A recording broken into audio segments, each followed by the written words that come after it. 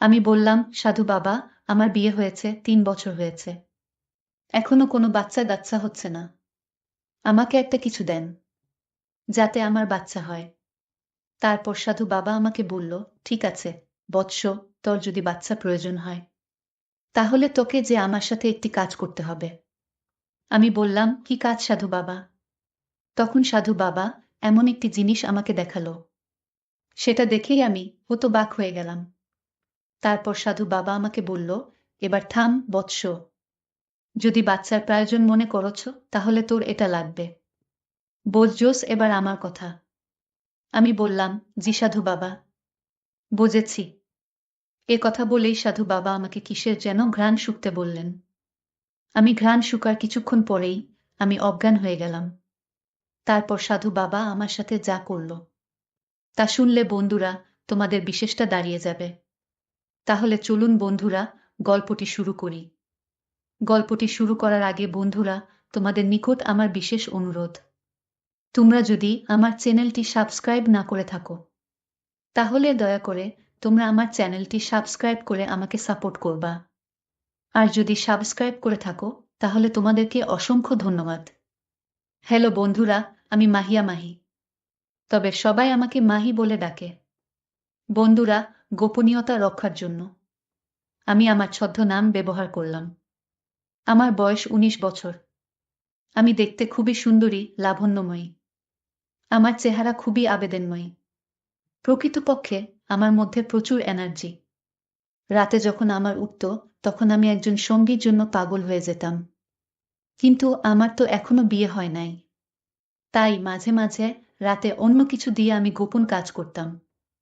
তাতে আমি খুবই শান্তি পেতাম। যুবক ছেলেফেলে আমাকে দেখলেই তাদের মাথা গরম হয়ে যেত।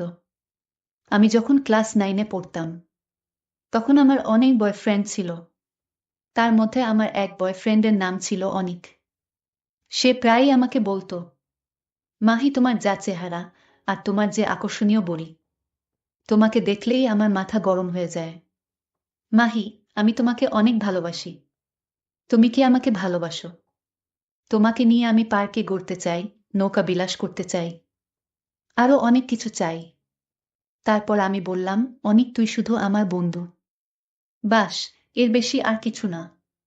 সত্যি বলতে অনিককে আমি পছন্দ করতাম না, কারণ ও অনেকটাই মেয়েলি টাইপের।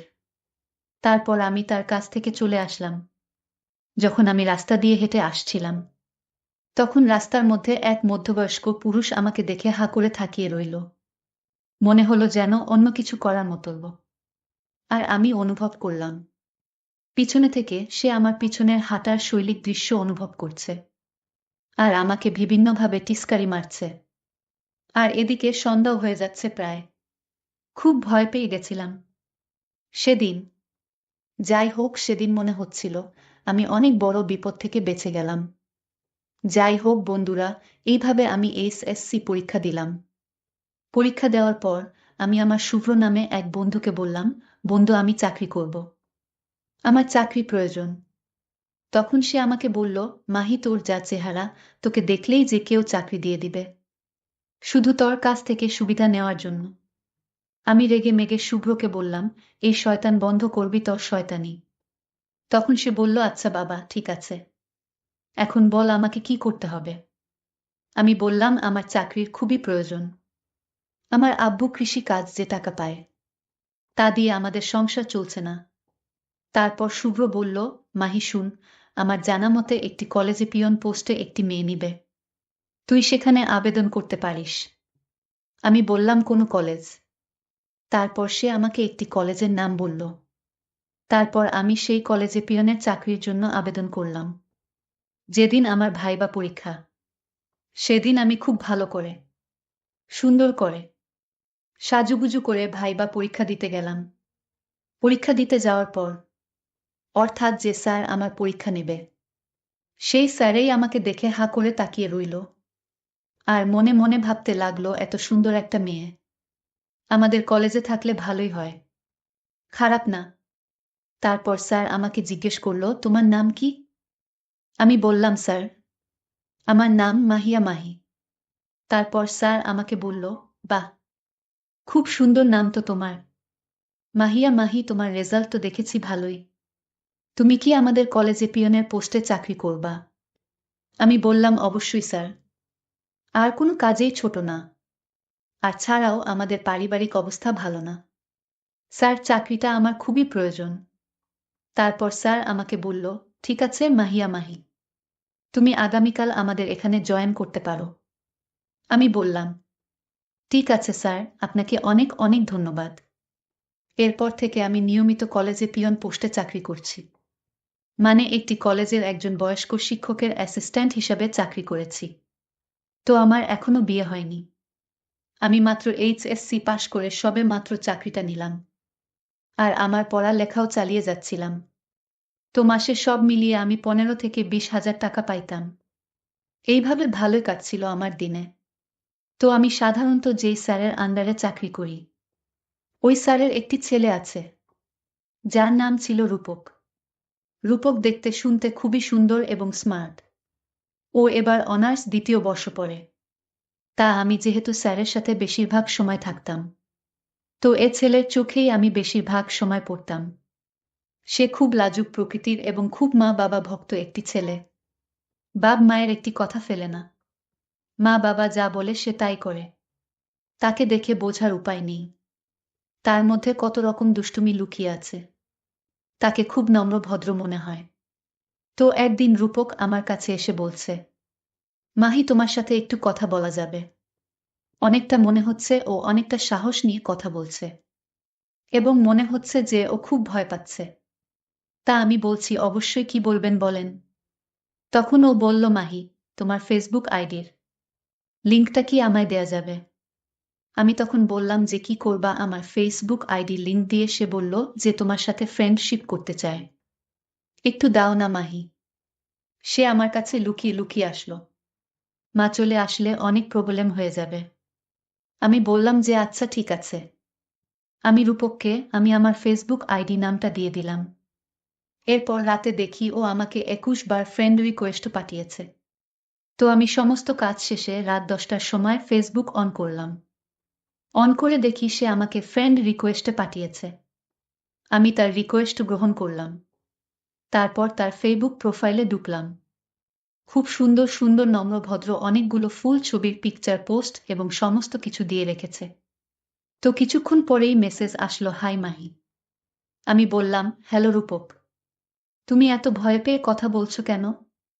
আমি বাঘ না অন্য কিছু যে তুমি আমাকে ভয় পাচ্ছ? আমি তখন বললাম যে আসলে মাহি, আমি আব্বুকে বেশি ভয় পাই। কারণ তুমি তো আব্বুর অ্যাসিস্ট্যান্ট। যদি কিছু বলি বা যদি কিছু হয়, তাহলে তুমি তোমার আব্বুকে বলে দিবে। এই জন্যই আমি তোমাকে একটু ভয় পাই। আমি বললাম যে দেখো, তুমি আমার 2 বছরের সিনিয়র। তারপরেও তুমি যদি ভয় পাও, তাহলে তো লজ্জার কথা। এরপর থেকে এক কথা দু কথা বলতে বলতে আমাদের মধ্যে একটা ফ্রেন্ডশিপ তৈরি হয়ে গেল। আমরা মাঝে মধ্যেই দেখা করতাম। মাঝে মধ্যেই আমরা বিভিন্ন রেস্টুরেন্টে খেতে যেতাম। আমাদের মধ্যে একটি গভীর বন্ধুত্ব সম্পর্ক হয়ে গেল। তো একদিন আমাকে বলল, তুমি যদি কিছু মনে না করো, তাহলে তোমাকে একটা কথা বলবো। আমি বললাম যে হ্যাঁ বলো। আমি মনে মনে প্রত্যাশা করছি ও হয়তো আজকে আমাকে প্রপোজ করবে। তো আমাকে বলল যে তুমি যদি কাউকে পছন্দ না করে থাকো, তাহলে কি সেই পছন্দের জায়গাটা আমি দখল করতে পারি? ও আমাকে খুব ইউনিক ভাবে বোঝালো। আমি বললাম যে আমার কেউ নেই। আমার লাইফে কোনো রিলেশন আসে নাই। আমি রিলেশন করতে খুব ভয় পাই। যদি আমাকে ছেড়ে চলে যায়। তো এরপর ও আমাকে বলল যে আমি তোমাকে ছাড়ব না। যেভাবেই হোক আব্বু আম্মুকে বুঝিয়ে তোমাকে বিয়ে করব। তো এরপর থেকে ওর সাথে আমার রিলেশন শুরু হয়েছে। তো রিলেশনের এক পর্যায়ে ও ওর মা বাবাকে বুঝিয়ে বলল যে ও আমাকে ভালোবাসে। আমি দেখতে অনেক সুন্দর এবং নম্র ভদ্র বিধায় রূপকের পরিবার আমাকে বধূ করে নিতে রাজি হয়ে গেল। তারপর এক পর্যায়ে আমাদের বিয়ে হয়ে গেল। তো বিয়ের পর আমরা বাসর রাতে অনেক মজা মজা করে আমাদের কাজ করলাম। ও খুব ভালো পারে। প্রথমে আমি ওকে অনেক লজ্জা পেলাম। তারপর হঠাৎ আমার চোখ পড়ল ওর বিশেষ দিকে। দেখলাম যে না, মোটামুটি চলে। প্রথম প্রথম তো আমার খুব লেগেছিল। যাই হোক, আমাদের দাম্পত্য জীবন খুব সুখে এবং আনন্দে কেটেছিল। এরপর আমাদের বিয়ের প্রায় 6 মাস হয়ে গেল। তো আমরা পরিকল্পনা করছি আমরা বাচ্চা নেব। আমার স্বামী রূপক বলল, তোমার শাশুড়ি মা মানে আমার আম্মু এখন আমাকে বলছে যে তোমাদের তো অনেক দিন হলো, তো বাচ্চা কাচ্চা নেওয়া দরকার, কারণ তোমাদের বয়স হয়ে যাচ্ছে। আমি বললাম যে আচ্ছা ঠিক আছে। এরপর থেকে আমরা বাচ্চা কাচ্চা নেওয়ার জন্য পরিকল্পনা করলাম। প্রায় 1 বছর হয়ে গেছে বাচ্চা নেওয়ার জন্য অনেক কায়দা করছি, কিন্তু বাচ্চা আসছে না। এতে আমরা হতাশ হয়ে যাচ্ছিলাম। এরপর প্রায় 2 বছর হয়ে গেল, তবুও বাচ্চা কাচ্চার মুখ দেখতে পেলাম না। আমাদের কোনো সন্তান নেই। আমি আমার শাশুড়ির কাছে বিভিন্ন রকম কথা শুনতে বসেছি, আর আশেপাশের মানুষগুলো আমাকে অনেক রকম কথা বলছে। তো একদিন ও আমাকে বলছে, চলো আমরা ডাক্তারের কাছে যাই, গিয়ে দেখি যে কার সমস্যা, আমার সমস্যা নাকি তোমার সমস্যা। তো আমি ডাক্তারের কাছে গেলাম। ডাক্তার পরীক্ষা করে বলল যে আমার কোনো সমস্যা নেই, সমস্যা আপনার স্বামী রূপকের। তার এখানে শুক্রাণুর সংখ্যা কম, আর এই জন্যই আপনাদের বাচ্চা হয় না। আমি আপনার স্বামীকে কিছু ঔষধ লিখে দিচ্ছি, তা নিয়মিত খাওয়াবেন, তাহলে আমার মনে হয় ঠিক হয়ে যাবে। ডাক্তারের চিকিৎসার ঔষধ খাওয়ানোর পরেও আমরা অনেক চেষ্টা করলাম। আমি ভাবলাম হয়তো এবার আমাদের বাচ্চা আসতে পারে। তো এরপর আমরা চেষ্টা করতে করতে আমাদের আরও 1 বছর কেটে গেল, কিন্তু উদ্দেশ্য সফল হলো না। এরপর আমরা দুজনে অনেক হতাশ হয়ে গেলাম। আর এদিকে আমার শাশুড়ি আমাকে দিন দিন বিভিন্নভাবে কটু কথা বলতে শুরু করলো। আর এদিকে আমার স্বামীরও মন খারাপ। মনে মনে আমি ভাবতে লাগলাম এখন কি করা যায়। কিন্তু আমার তো একটা বাচ্চার প্রয়োজন, তা না হলে তো আমার সংসার ভেঙে যাচ্ছে। কিছুদিন পর এক বয়স্ক মুরব্বী মহিলা আমাকে পরামর্শ দিল। ওই মহিলা আমাকে বলছে যে তোমার তো বাচ্চা হয় না, তাই না? তো এরকম সমস্যা আমার পরিচিত একজন ছিল, তো একজন সাধু বাবার কাছে গিয়েছিল। তার 3 মাসের মধ্যে বাচ্চা এসেছিল। তো মাহি, আমি বলছি কি তুই যদি ওই সাধু বাবার কাছে যাস, তাহলে আমার মনে তোরও বাচ্চা হবে। ওই মুরব্বী মহিলার কথা শুনে আমরা খুব খুশি হলাম। আমি আমার স্বামীর সাথে সব রকম আলাপ আলোচনা করলাম। স্বামী আমার এক পায়ে প্রস্তুত, যে করেই হোক আমাদের বাচ্চা চাই। তারপর আমরা সাধু বাবার কাছে গেলাম। তো সাধু বাবা অনেকটা নির্জন ভাবে থাকে। তো সাধু বাবাকে পাহারা দেওয়ার জন্য শুধুমাত্র একজন গার্ড রয়েছে। বাইরে অনেক মানুষ তার কাছ থেকে চিকিৎসা নেওয়ার জন্য অপেক্ষা করছে। তো আমরা সিরিয়ালে পড়লাম 15 নাম্বার। তো অনেকটা রাত হয়ে গেল। 15 নম্বর সিরিয়াল পড়া শেষ হওয়ার পর আমাদের সিরিয়াল আসলো। তো এরপর সাধু বাবার কাছে গেলাম। সাধু বাবার কাছে আমরা স্বামী স্ত্রী দুজনেই উপস্থিত হয়েছি। তো সাধু বাবার কাছে আমরা আমাদের সমস্ত কিছু খুলে বললাম, কোনো কিছু লোকালাম না। তখন সাধু বাবা খুব ভালো করে আমাকে দেখে বলল যে কোনো সমস্যা নেই, তোমার বাচ্চা 100% হবেই, যদি তুমি আমার কথা মতো চলো বা আমার কথা মানো, তাহলে তোমার 100% বাচ্চা হবে। তো এরপর সাধু বাবা আমার স্বামীকে বলল যে আমি ওকে একা একটু দেখতে চাই, তুমি বাইরে যাও। তো আমার স্বামী কোনো রকম সন্দেহ ছাড়া সে বাইরে চলে আসলো। তারপর সাধু বাবা আমাকে বলল, আমি তোমাকে একটা সত্যি কথা বলি, আমি এখান থেকে তোমাকে যে জিনিসটি দেব, সেই জিনিসটির মাধ্যমে তুমি 100% বাচ্চা পাবে, আর সবাই আমার থেকে এইভাবেই বাচ্চা নেই। তারপর সাধু বাবা আমাকে তার হাতে একটা ইশারা দিয়ে বলল, তোমাকে আমার সাথে এই কাজটি করতে হবে, তাহলে তুমি নিজেই বুঝতে পারবে যে তোমার বাচ্চা হবে কিনা। যদি পারো তাহলে আমাকে কালকে এসে জানাবা। এখন তুমি যাও। তারপর সাধু বাবাকে আমি বললাম, তাহলে বাবা আমাকে আজকে একটি তাবিজ দেন, যাতে আমি আজকে আমার স্বামীকে বুঝ দিতে পারি। তারপর কালকে আমার স্বামী যখন অফিসে চলে যায়, তখন আমি একলা একলা চলে আসব। সাধু বাবা বলল, তাহলে এই নাও তাবিজ, এটা তোমার স্বামীর গলায় পরিয়ে দিবে। আমি বেরিয়ে আসতেই আমার স্বামী রূপক আমাকে বলল, কি গো সাধু বাবা কি বলল? আমি বললাম, সাধু বাবা তোমাকে একটি তাবিজ দিয়েছে, এই নাও, এটা পরে রাতে আমার সাথে কাজ করতে বলেছে। তাহলে কাজ হয়ে যাবে বলেছেন সাধু বাবা। পরের দিন আমার স্বামী অফিসে কাজ করতে গেলে আমি ঘর থেকে খুব সাজুগুজু করে আস্তে আস্তে বের হয়ে সাধু বাবার আসরে চলে আসলাম। সাধু বাবার এখানে আসতেই সাধু বাবা আমাকে দেখে অবাক হয়ে গেল আর বলল, কিরে বৎস, আজকে তো তোকে খুব সুন্দর লাগছে। খেদা চাহে তো আজকে তোর উদ্দেশ্য সফল হবে।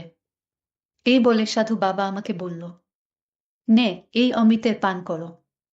তারপর আমি সাধু বাবার এই অমৃত পান করার সাথে সাধু বাবা আমার স্বাদ যা চাইল আমি তাই দিতে লাগলাম।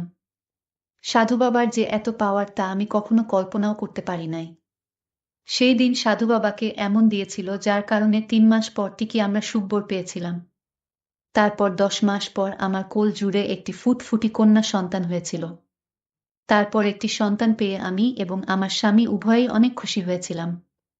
পরিশেষে বন্ধুরা, আমি তোমাদের একটি কথাই বলবো, তোমাদের যাদের সন্তান হয় না, তোমরা তোমাদের বউকে এইভাবে প্রেশার দিও না যাতে তারা কোনো উপায় না পেয়ে সাধু বাবার মতো অন্য কারো আশ্রয় নেয়। মোট কথা, এই জগতে সন্তানের খবর মা ছাড়া আর কেউ জানে না। বন্ধুরা, আজকে এই পর্যন্তই। ভিডিওটি যদি ভালো লাগে তাহলে একটি লাইক দিন। আর তোমরা যদি এইরকম ধরনের ইন্টারেস্টিং ভিডিও পেতে চাও তাহলে দয়া করে আমার চ্যানেলটি সাবস্ক্রাইব করো।